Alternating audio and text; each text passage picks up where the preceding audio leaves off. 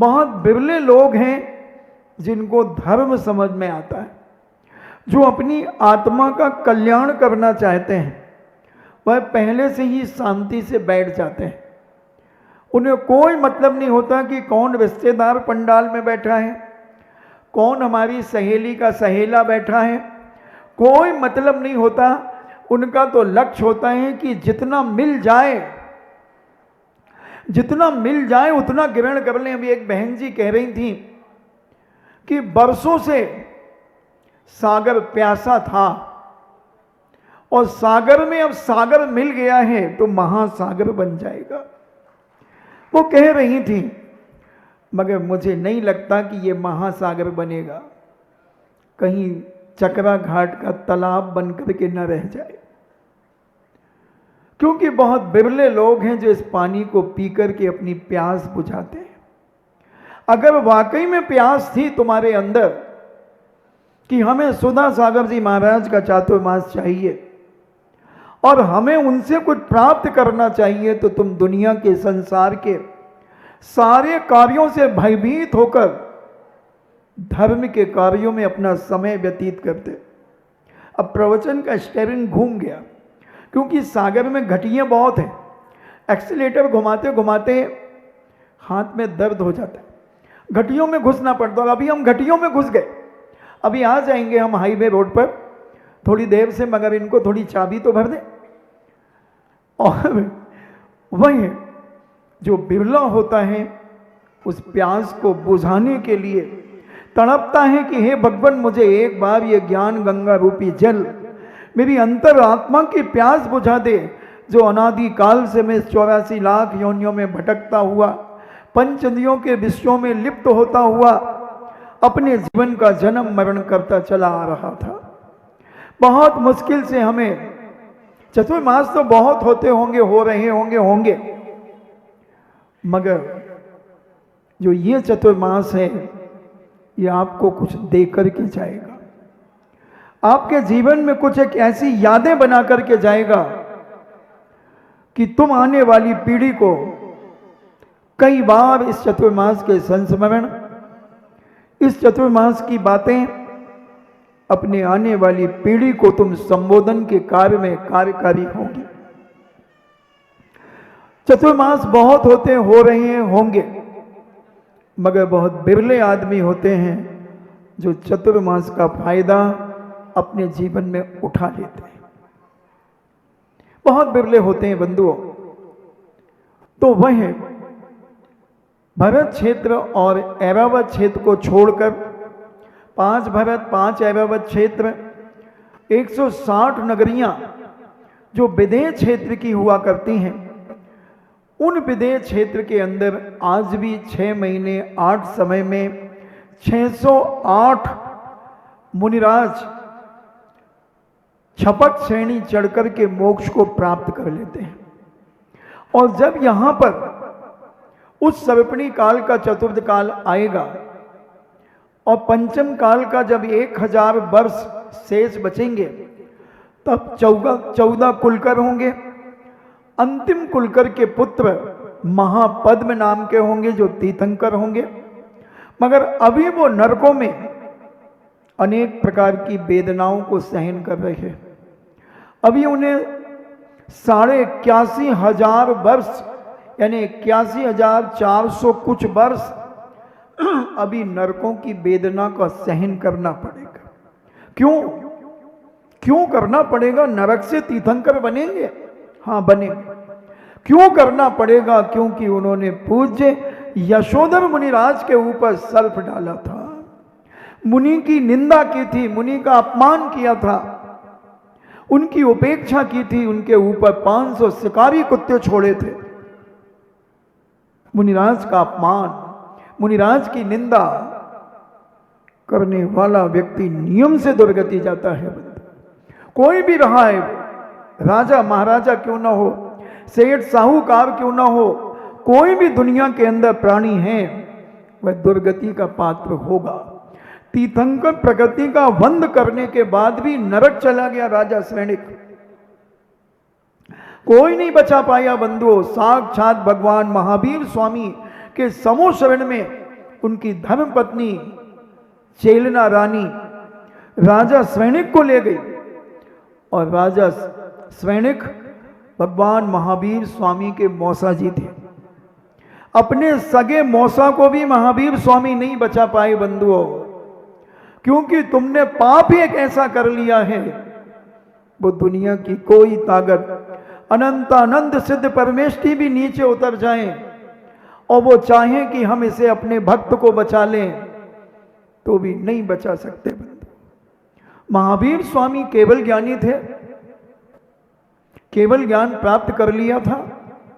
64 विद्याएं जिनके पास थी, सौदामिंद्र जैसा जिनका नौकर बनकर के उनके आगे पीछे घूमता था, तो भी वो अपने मौसा जी को नरक जाने से नहीं बचा सके बंधुओं।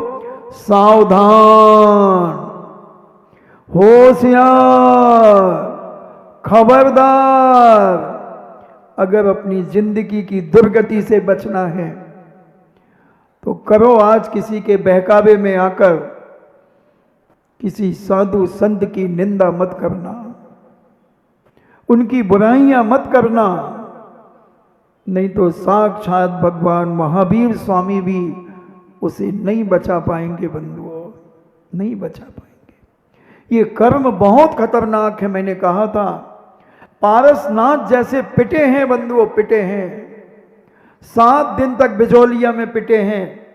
इतनी बड़ी बड़ी सिलाएं कि जिसे 100 लोग ना उठा सकें, ऐसी सिलाएं पारसनाथ के ऊपर किसने फेंकी? सगे भाई ने, सगे भाई ने। आदिनाथ जैसी ताकत 7 महीने 8 दिन तक अंजलि लेकर के घूमती रही। कहां गया था वो सौदामिंद्र, जिनके जन्म कल्याणक पर यानी हैप्पी बर्थडे टू यू मनाने के लिए चारों निकाय के देवता आ गए। जन्म कल्याणक पर, गर्भ कल्याणक पर, दीक्षा कल्याणक पर जब उनके ऊपर संकट आया तो क्यों बचाने नहीं आए बंधु? मैं आपसे पूछना चाहता हूं। सौदामिंद्र की इतनी ताकत होती है कि पूरे जम्बू द्वीप को उंगली पर उठा करके उछाल सकता है। एक भवनतर के देव को नहीं संभाल सकता था क्या इंद्र? हाथ नहीं पकड़ सकता था? अरे क्या कर रहा है? पारसनाथ के ऊपर पत्थर फेंक रहा है, आंधी और तूफान चला रहा है। पारसनाथ पिटते रहे, आदिनाथ स्वामी घूमते रहे बंधुओं 7 महीने 8 दिन तक। 6 महीने का उपवास किया और 7 महीने 8 दिन तक यानी 13 महीने 8 दिन तक निर्जल निराहार होकर के घूमते रहे। कहाँ गया था वो भरत चक्रवर्ती? कहाँ गए थे वो बाहुबली? कहाँ गया था वो सौदामिंद्र, ईशान, सानत कुमार, महेंद्र? कहाँ गए थे ये चारों निकाय के देवता बंधुओं? कहाँ गई थी सौदामिंद्र की सची, जिसने जन्म कल्याणक के बाद 16 श्रृंगार से विभूषित किया ऋषभ कुमार को, जो मां बनकर के श्रृंगारित कर रही थी। नहीं समझ रही थी कि पूछ 3 लोक के नाथ आदिनाथ आहार चर्या के लिए जा रहे हैं और आहार नहीं मिल रहा है। क्या कारण था बंधु? क्या कारण था? 22 वर्ष तक पति का वियोग, अंजना जैसी सती 22 वर्ष तक पति के वियोग में तड़पती रही। जनक नंदिनी सीता मां 14 वर्ष तक घनघोर जंगलों में भटकती रही। कहां गए थे स्वर्गीय देवता? कहां गए थे दुनिया की शक्तियां? क्यों नहीं बचाने आई? मैं आपसे पूछना चाहता हूं, क्या कारण था? क्या कारण? जरूर उन्होंने विघ्न डाला होगा। विघ्न करण अंतराय से पूज्य उमा स्वामी महाराज ने अपने तत्वावसूत ग्रंथराज के अंदर एक सूत्र दिया, विघ्न करण अंतराय से। अच्छे कार्यों में विघ्न डालना, कोई दान दे रहा हो उसे रोक देना, दान, लाभ, भोग, उपभोग, वीर यानी शक्ति में विघ्न डाल देना। कोई अच्छा हट्टा कट्टा शक्तिशाली व्यक्ति था, उसे जुलाब की टिकिया दे देना। बीमार कर देना, किसी का मजाक उड़ा देना, किसी के खाने पे नजर लगा देना। कितना खाता है ये? तेरे पिताजी से ले रहा है क्या? उसके पिताजी खिला रहे, तुझे क्या तकलीफ हो रही है? कोई होम करे, किसी का हाथ जले। हम कितनी विघ्न डालते हैं अपने जीवन में बंधुओं। और जब ये सारे के सारे हंसी मजाक के किए हुए कारनामे जब कर्म बनकर के तुम्हारे जीवन में उदय में आते हैं, तब तुम तड़पते हो, महाराज जी हमारा ये बेटा बहुत पढ़ता है, महाराज जी बहुत पढ़ता है। तो फिर मेरिट में आता होगा? नहीं महाराज जी। तो फिर क्या करता? महाराज जी पीछे से फर्स्ट आता है। क्यों पीछे से फर्स्ट क्यों आता? पता नहीं महाराज जी, घर में सब कुछ बता देता है, मगर वहां लिखते समय इसकी मति पता नहीं क्या मारी जाती है, लिख ही नहीं पाता। और जैसे तैसे लिखता है महाराज जी, तो टाइम हो जाता है, मैडम कॉपी छीन लेती। अच्छा हाँ महाराज जी, घर में आके सब सुना देता है। मैं सोचता हूँ ऐसा क्यों हुआ? फिर मैं अपनी माँ से पूछता हूँ, माँ बताओ ना। मैं अपनी जिनवाणी माँ से पूछता हूँ, प्लीज बताओ ना माँ, कि बच्चा इतना पढ़ता है, 18-18 घंटे पढ़ता है। आंखें देखो उसकी अंदर घुस गई हैं, शरीर देखो 13 हड्डी 14 बोल्ट हो गया है, नरकरकाल हो गया है। इतना पढ़ने के बाद भी ये बच्चा पीछे से फर्स्ट क्यों आता है? माँ कहती है, तूने तत्वासूत्र नहीं पढ़ा है तो उसमें एक सूत्र है ना, विघ्न करण अंतराय से। हाँ माँ, बस इसने किसी के लाभ में विघ्न डाला होगा, किसी की ख्याति फैल रही होगी, उसमें यदवा तदवा अपवाद फैला दिया होगा उसका, उनकी इज्जत पर बट्टा लगवाया होगा। तो कर्म कहता है, बेटा बाबा जी अब इसकी फाइल हमारे पास में फॉरवर्ड करो।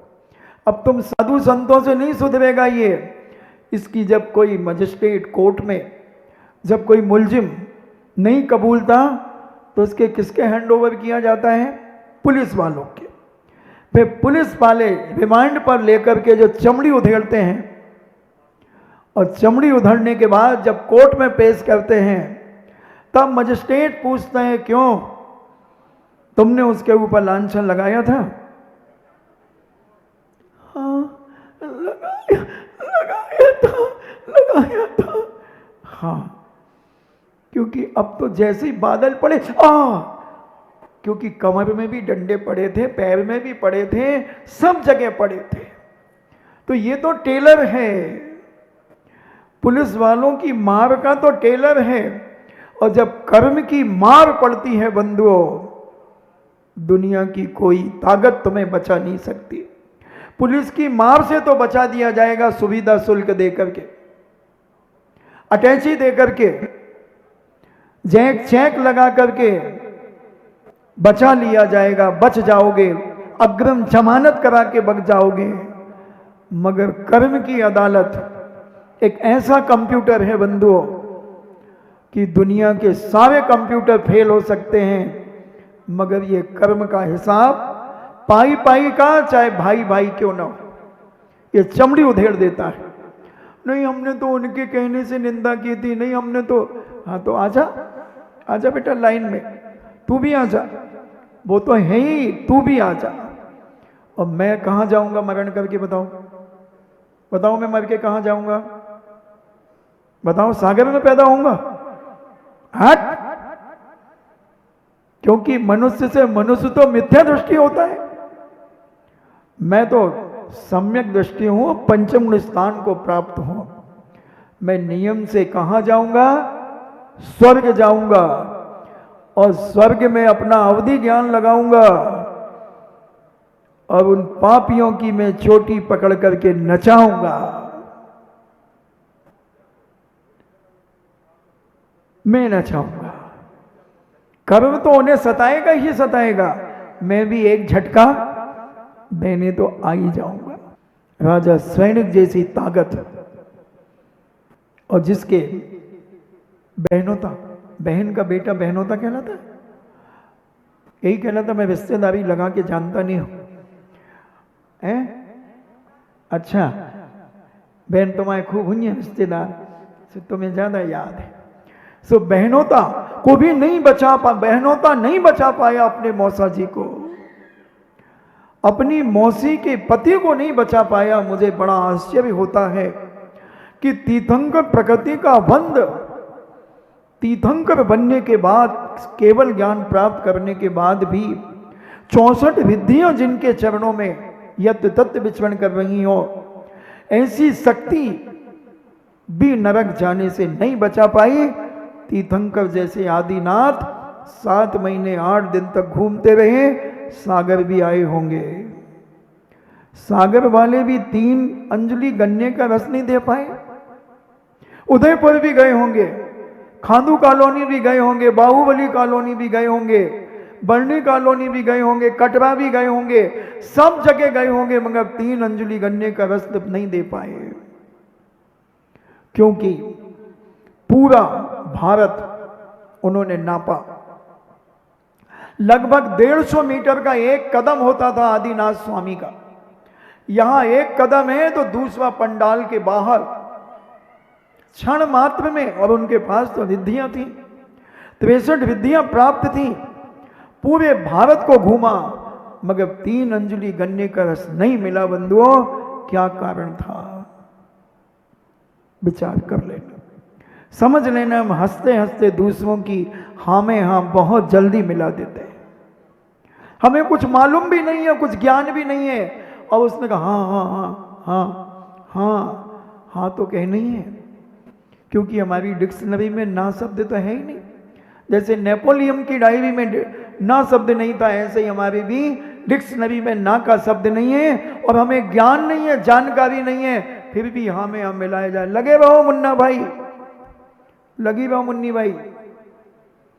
और जब ये कर्म तुम्हारी चमड़ी उधेड़ेगा दोस्तों, तब तुम कौन सी मुन्नी का भाई का मुजरा सुनोगे, कौन से मुन्ना भाई की बात मानोगे, कौन सी मुन्नी की बात मानोगे? कोई बचाने नहीं आएगा बंधु, कोई बचाने नहीं आएगा। ये सब मुंह देखे की प्रीत है। बहन भलाना भैया, सबसे बड़ा रुपया। आ रहा है अभी रक्षाबंधन। कई बहनें आती हैं, महाराज जी इस बार का रक्षाबंधन लॉस में गया है। क्यों? महाराज जी क्या बताएं, 11,000 का सामान ले गए थे और भैया ने 51 दिए, 6,000 का लॉस।